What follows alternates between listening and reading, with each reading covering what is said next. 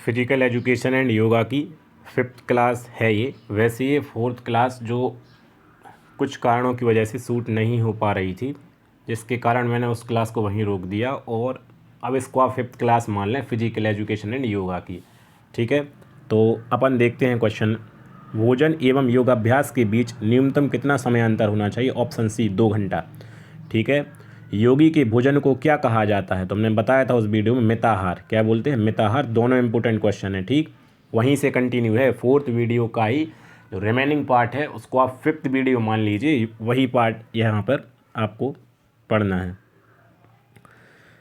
हठ प्रदीपिका के अनुसार 6 कर्मों का क्रम है। तो ए नेति, धोती, नौली, बस्ती, कपालभाति और त्राटक।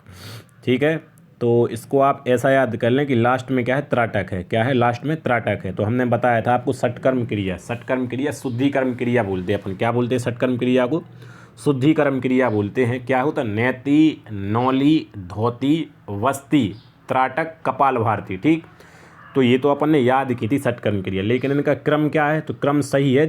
नेति, देखो नेति किस में आ रहा है? सबसे पहले नेति, तो नेति देखो ऑप्शन ए में आ रहा है सबसे पहले, तो ऑप्शन ए ही लगाएंगे, नेति। इसी से अपन को पता चल गया कि नेति, सबसे पहले नेति याद किया था ना अपन ने, तो वही से आ जाएगा ये, option A is correct option. नौली क्रिया के अभ्यास से पूर्व निम्न में से कौन सी क्रिया का अभ्यास करना बहुत जरूरी होता है? कौन सी क्रिया? उद्यानवंध। नौली क्रिया के अभ्यास से पूर्व आपको उद्यानवंध करना है। ठीक, निम्न में से कौन सी क्रिया के अभ्यास से आंखों में आकर्षण शक्ति आ जाती है? त्राटक। बताया था भाई, जब त्राटक में क्या होता है? दीपक की लौ होती है, उसको अपन एक टकटकी नज़र से देखते हैं, उसी को निहारते हैं। ठीक, तो इससे क्या होता है? एक तो देखो कंसंट्रेशन बढ़ती है, इससे मन शांत होता है, जो रक्तचाप होते हैं वो कम हो जाते हैं, शरीर में जो ब्लड प्रेशर है वो कम हो जाता है, धीमा पड़ जाता है। ठीक है, इसके अलावा आंखों में क्या आती है? आकर्षण शक्ति, क्योंकि आंखों से ही तो अपन देख रहे हैं ना उस दीपक के लिए, और दीपक क्या होता है? प्रकाशमय होता है। तो option C is correct option, त्राटक। ठीक, त्राटक का भेद है, तो त्राटक के 3 भेद हैं।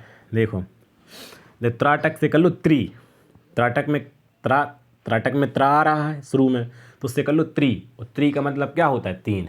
क्या होता है? त्रिआयामी, पढ़ा होगा आपने, त्रिआयामी, 3 आयामों वाला, 3 डायमेंशनल। तो option A is correct option 3। त्राटक स्टैंड की दूरी त्राटक अभ्यास से कितनी होनी चाहिए? तो 3 फुट। भाई साहब, जिस स्टैंड पर आप जो टकटकी लगाकर दीपक को देख रहे हैं, जिस स्टैंड पर वो रखा हुआ, उस स्टैंड की दूरी 3 फुट होनी चाहिए आपसे। ठीक, option A is correct option. त्राटक के अभ्यास से कौन सी समाधि प्राप्त होती है? राजयोग समाधि। कौन सी समाधि? राजयोग समाधि। भाई साहब, घिरण्य संहिता में वर्णित कपालभाति का भेद है सी 3। हमने कपालभाति देखो, हाँ वो देखो प्राणायाम था, पूरक, रेचक, कुंभक। अब कपालभाति होती है 3 प्रकार की। कौन कौन सी? वातक्रम, व्युत्क्रम, शीतक्रम।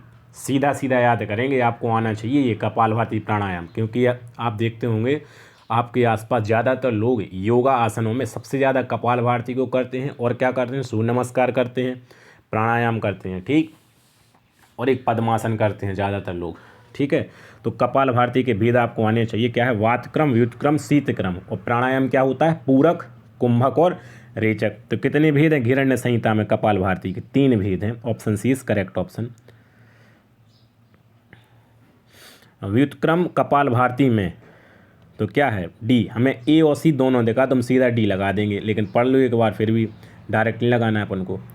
मुख से जलपान कर नासिका से निकाला जाता है, नासिका से जलपान कर पुनः नासिका से जल निकाला जाता है, नासिका से जल खींचकर मुख से निकाला जाता है। ठीक है, मुख से जलपान कर नासिका, देखो मुख से जलपान किया और नाक, मतलब मुंह में से अपन ने पानी डाला, नाक में से निकाल दिया, और फिर नाक से पानी खींचा अपन ने, नाक से पानी को अंदर खींचा, मुंह से निकाल दिया। ठीक है, तो ऑप्शन डी लगेगा, ए व सी दोनों। ये होती है व्युत्क्रम कपालभाति। अरे व्युत्क्रम का मतलब ही उल्टा होता है, रिवर्स प्रोसेस। मतलब अभी नाक से पानी ले रहा है, मुंह से निकाल रहा है, और नाक से पानी खींच रहा है, मुंह से निकाल रहा है, और दूसरी क्रिया क्या होगी? मुंह से पानी लोगे, नाक से निकालोगे। Option D is correct option.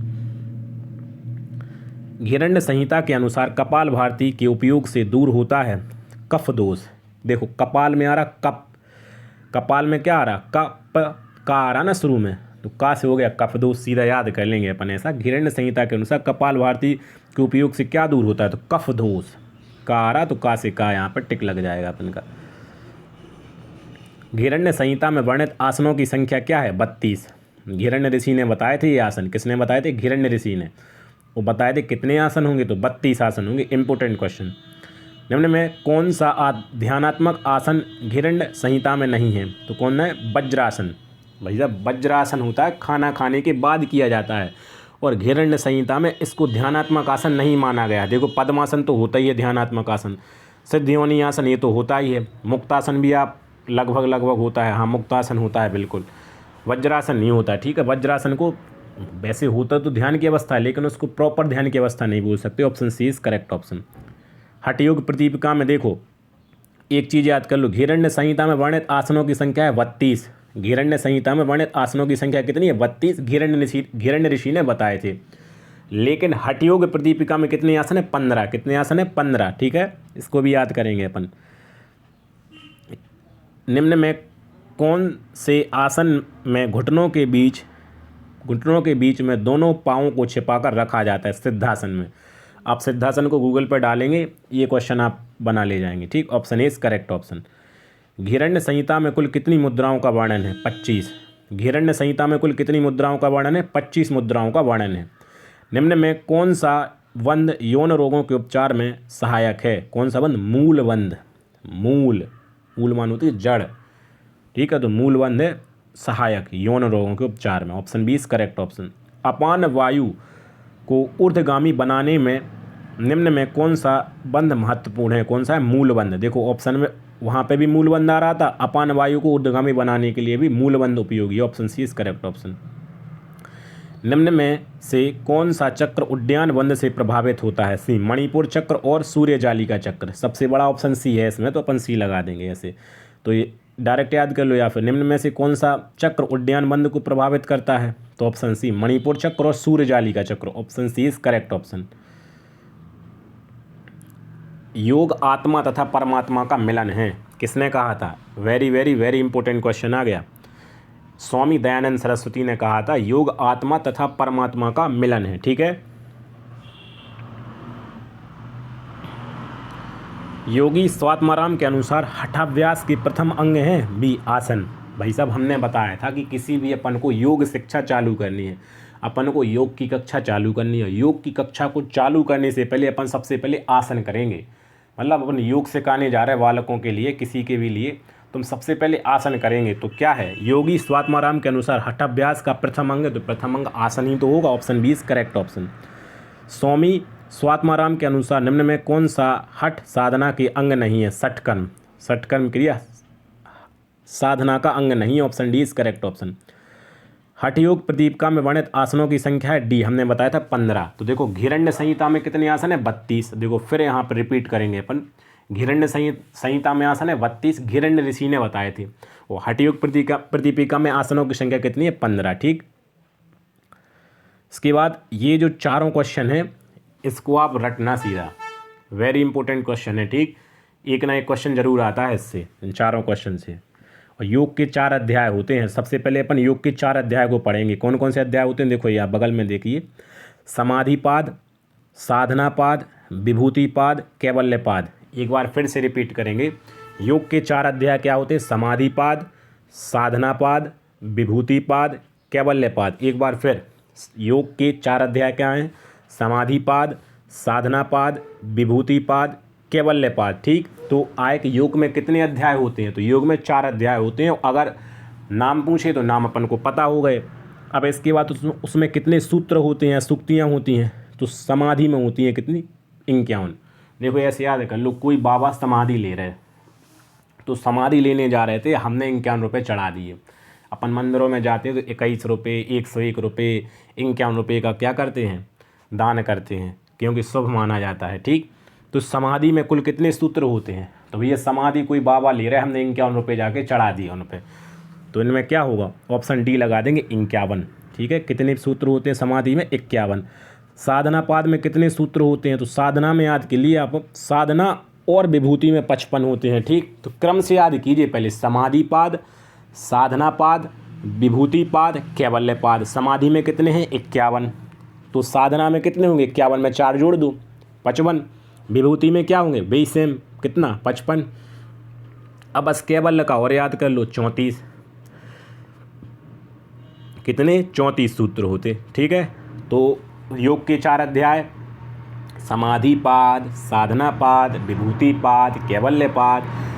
अब इसके बाद अपन उनके सूत्र को क्रम से सूत्र लिखो उनके। समाधिपाद में 51 सूत्र, समाधि साधना में 55, विभूति में 55, कैवल्य में 34। ठीक है, हो गए याद? 3-4 बार करोगे याद, ऑटोमेटिक याद हो जाएंगे। इंपॉर्टेंट है और ये भाई सब। ठीक है, चारों क्वेश्चन हो गए। किस पाद में क्लेशों को दूर करने का उपायों का वर्णन है? कौन सा? साधन पाद में। देखो, ठीक है, देखो कैसे, किस पाद में क्लेशों को दूर करने के उपायों का वर्णन है? देखो, उपायों का वर्णन, उपाय किसी चीज़ से, मतलब कोई बीमारी है उससे अपन को छुटकारा पाना है या उस बीमारी को दूर भगाना है अपन को, तो अपन कुछ उपाय करेंगे। वो उपाय करने के लिए अपन साधन अपनाएंगे कुछ। भाई साहब, जैसा डॉक्टर सलाह देगा, जैसी वो मेडिसिन देगा, जैसा आपको परहेज बताएगा, वैसा ही तो करेंगे। ठीक है, तो किस पाद में क्लेशों को दूर करने का उपयोग का उपायों का वर्णन? तो उपाय मतलब एक प्रकार के साधन, तो ऑप्शन सी हो जाएगा, साधन पाद। Option C is correct option. अक्लिष्ट वृत्तियाँ होती हैं तो सत्व प्रधान कैसी होती हैं? क्लिष्ट, देखो क्लिष्ट होती हैं बेकार, तो अक्लिष्ट क्या होगी? अच्छी। तो अच्छी कौन सी चीज़ में होती है? सत्व में। सत्व या सत्व में सबसे अच्छी चीज़ें होती हैं। सब चीज़ें कैसी होती हैं? बढ़िया होती हैं। तो अक्लिष्ट वृत्तियाँ किस में होती हैं? सत्व प्रधान में। किस में? सत्व प्रधान में। क्लिष्ट नहीं लिखा है, अक्लिष्ट लिखा है, इसलिए सत्व आया। ठीक, ऑप्शन इज करेक्ट ऑप्शन। क्लिष्ट चित्रवृत्तियाँ कैसी होती हैं? तमस प्रधान। देखो क्लिष्ट आ गया, क्लिष्ट, क्लिष्ट मतलब होता है बेकार, और बेकार क्या होता है? अंधेरा। अंधेरा को क्या बोलते हैं संस्कृत में? तम। ठीक है, क्लिष्ट चित्रवृत्तियाँ होती हैं तो तमस प्रधान कैसी होती है? तमस प्रधान। वैदिक ऋचाओं द्वारा भगवान की स्तुति करना भक्ति का कौन सा प्रकार कहलाता है? वंदन भक्ति या वंदना भक्ति। ठीक है, वैदिक ऋचाओं द्वारा मतलब जो वैदिक काल में दी गई थी, ऋग्वेद में लिखे गए जो मंत्र उच्चारण है, जैसे गायत्री मंत्र हो गया, तो इन सब चीज़ों को आप इन सब चीज़ों का वर्णन कर रहे हैं, मतलब इनको आप जप रहे हैं, चैंटिंग कर रहे हैं इनकी। ठीक, और आप भगवान की भक्ति कर रहे हैं इन मंत्रों की चैंटिंग करते हुए। ठीक है, तो इसको क्या कहेंगे? तो इसको कहेंगे वंदना या वंदन भक्ति कहेंगे। Option D is correct option. इसमें आप केवल एक याद करेंगे, योग न्याय दर्शन। न्याय दर्शन किसने? कणाद। क्या है? कणाद। ऑप्शन डी में क्या है? देखो यहाँ पे ऑप्शन डी 1 कहाँ? कणाद। न्याय दर्शन को आप याद कर लेंगे, कणाद से संबंधित है। ठीक है, और एक और याद कर लो आप, सांख्य दर्शन। सांख्य दर्शन जैमिनी।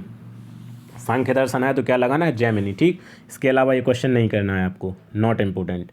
योग दर्शन किसने दिया? या योग सूत्र और योग दर्शन महर्षि पतंजलि जी ने, और योग भाष्य वेद व्यास जी ने। ठीक है, मंत्र योग की साधना द्वारा नकारात्मक विचार नष्ट होते हैं, बिल्कुल सही बात है। मन की एकाग्रता बढ़ती है, बिल्कुल सही बात है। अंतःकरण शुद्ध होता है, बिल्कुल सही बात है। तो ऑप्शन डी लगाएंगे। मंत्रों का, जैसे आप मंत्रों को जाप करेंगे, मंत्रों की साधना करेंगे, तो ऑप्शन डी लग जाएगा, उपरोक्त सभी। तो इसके साथ ही आपको ये वीडियो कंप्लीट होती है यहीं पर। और ये क्वेश्चन जो बताए थे आपको, योग अभ्यास के योग के 4 अध्याय, समाधि, साधना, विभूति और कैवल्य, 51, 55, 55, 34। ठीक है, तो ये आपको याद हो चुके होंगे। और ये वीडियो यहीं पर कंप्लीट। जिसने अभी तक चैनल को लाइक नहीं किया हो तो वीडियो को लाइक करें, चैनल सब्सक्राइब नहीं किया हो तो चैनल को सब्सक्राइब ज़रूर करें दोस्त, क्योंकि मैंने देखा है कि अनसब्सक्राइब लोग होते हैं वो ज़्यादा वीडियो को देखते हैं। सब्सक्राइब तो केवल 5% ही है, लेकिन अनसब्सक्राइब 95% देख रहे हैं। तो चैनल को सब्सक्राइब कर लें भाई, मैं रेगुलरली वीडियो दे रहा हूँ, आपके लिए इतनी मेहनत करता हूँ। ठीक है, और जिसे वीडियो अच्छा ना लगा वो डिसलाइक करे, डिसलाइक का रीज़न कमेंट सेक्शन में लिखें। और ये वीडियो अपने दोस्तों को बताएं, अपने फ्रेंड्स के साथ बताएं कि भाई साहब ये यहाँ से आप पढ़ें, कहीं पर और भटकने की आवश्यकता नहीं है। कंप्लीट फिजिकल एजुकेशन और योगा, इस प्लेलिस्ट को फॉलो करें। आपका 80 to 90% अगर पेपर अच्छा ना जाए तो कहना आप। ठीक है, तो इसके साथ अपन वीडियो को अंत करते हैं। और ये 5वीं वीडियो है फिजिकल एजुकेशन एंड योगा की। वैसे ये तो चौथी ही थी, लेकिन इसको 5वीं मान लीजिए आप। इसके बाद अपन 6th क्लास में फिजिकल एजुकेशन की मिलेंगे। ओके, जय हिंद, गुड बाय फ्रेंड्स।